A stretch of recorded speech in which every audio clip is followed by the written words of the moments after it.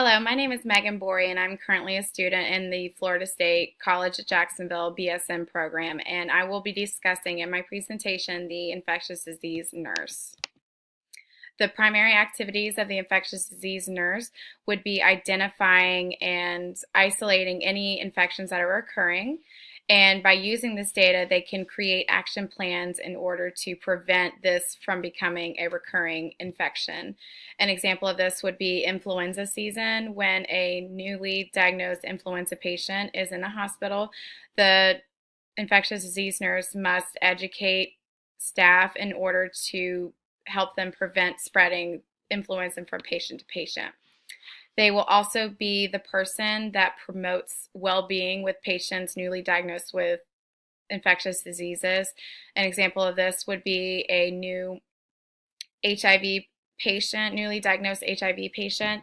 They are someone who needs an infectious disease nurse to consult them and in order to educate them on how to properly maintain their health and avoid infections from spreading, since they are very prone to infections. They are also the person to interpret data on any data on hospital acquired infections. The infectious disease nurse will ask themselves, how did this infection occur? How is it spread from patient to patient? And was proper policy and procedure followed? And using this data, the nurse can then make adjustments as need be. The infectious disease nurse will also be the nurse who is responsible for educating other staff members on proper hand washing, since hand washing is a key component in prevention of spreading diseases and infections from patient to patient. Infectious disease nurses are also large supporters of the antimicrobial stewardship program, and this came into light when more and more drug-resistant organisms infections occur. And an example of this would be how it's changed would be that years ago patients could self-diagnose a UTI and they could call in to their doctor or physician, this is what's going on, I need something to help me treat it. So then the doctor could call into their local pharmacy a broad spectrum antibiotic. Nowadays you cannot do this because of the antimicrobial stewardship program. That patient that self-diagnoses a urinary tract infection must come to the clinic. They must perform a urinary culture and sensitivity test so that the results can show which antibiotics are effective in treating this infection. They will also look at cultures and report any abnormals to the appropriate authorities, such as the Centers for Disease Control, and they will also report these results to the patient's physician in order to begin treatment for the patient. The infectious disease nurse is also an advocate for patients of isolating diseases. A newly diagnosed HIV patient needs someone that they can consult and grieve to, vent to, and the infectious disease nurse is key for this patient. An example of preventing infections from spreading and a key component in the infectious disease would be the Ebola virus of 2014. Infectious disease nurses worked with the Centers of Disease Control in order to help them from spreading the infections from patient to patient.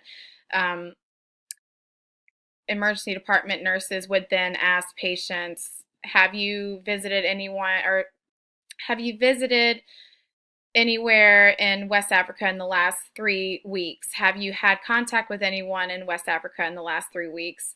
Have you had any in the last 3 weeks? Have you had any complaints of abdominal pain, fever, nausea, chills? And by using this, they can prepare the other hospital staff members that they may have a possible Ebola case and that they don't want the infection to spread from patient to patient. The scope of practice is deemed on competencies of the infectious disease nurse. They must work in, and they can work in multiple healthcare settings, such as acute care, long-term care, dialysis centers, rehab centers, community health bases. And like I said before, the scope of practice is deemed on competency. So the first stage of the competencies is the novice stage. This is a newly certified infectious disease nurse who is there to gain knowledge, to see how infections can spread, and really just use their book knowledge in order to put that into play. And then the next step would be the middle stage. And this is key because it is where their credentialing comes into play. And it also is where they will focus on continuing their gain knowledge from the novice stage. And then lastly is the advanced stage of their competency. This is when the infectious disease nurse can be a consult. They can be a teacher, a mentor, and a leader in order to educate the public on infectious diseases. They can also interpret data and confirm infections to the proper authorities and the patient's physician. The infectious disease nurse can also discontinue healthcare orders with collaboration of the patient's physician. They can discontinue isolation orders. They can make recommendations on antimicrobials for patients. They are also key components in researching more into infections, and they can incorporate that in managing it in the healthcare setting. Most people are visual learners, so the infectious disease nurse will do in-services using PowerPoint and poster boards in order to make the lecture, the educational feature, more intriguing for the students. They will do yearly lectures on infectious diseases in order to educate the public, a large number of the public, in a specific setting. They will also feature brochures and clinics, so any new patients that come into a clinic can review the brochure, see if the disease applies to them, and they can reach out to their physician for proper treatment. You will also see advertisements on TV, and this is a good way to reach out to the public in a broader sense. And any major outbreaks of diseases is news broadcasted, televised, in order to reach out to the public in a major way.